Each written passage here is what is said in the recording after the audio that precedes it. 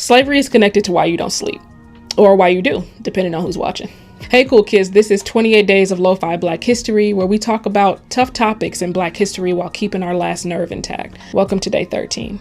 Now there was no day 12 because I didn't feel well. I'm good now because I slept. I think so often about how little enslaved people got to sleep. I need 7.5 to 8 hours of sleep to be a functioning human being. And when I don't get that, I can feel my immune system dropping. I'm physically ill. Slavery was a system of cruelty, and part of that cruelty was denying rest. Enslaved people were lucky to get 6 hours of sleep each night on a cold ground with an old flour or potato sack as a blanket. During peak seasons of cotton, sugar, tobacco, or corn, they got 4 hours. And after all that work for free, they still had their own cooking, mending, and child rearing to do.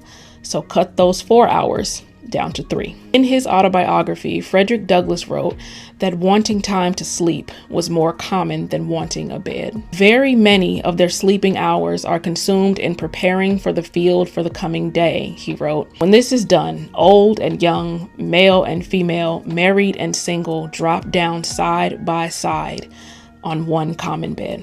And oversleeping meant harsh punishment.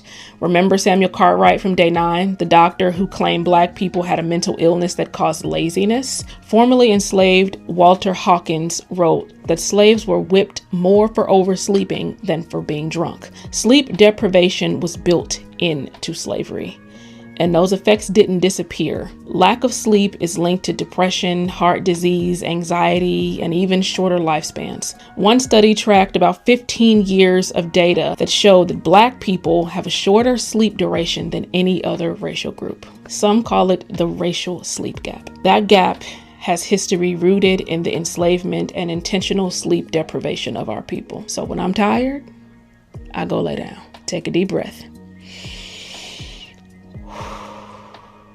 Rest is not laziness. Do not listen to them dead racist white men. I am so exhausted. Support this project so I can sleep sometimes too. Thanks for listening. I'll see you tomorrow.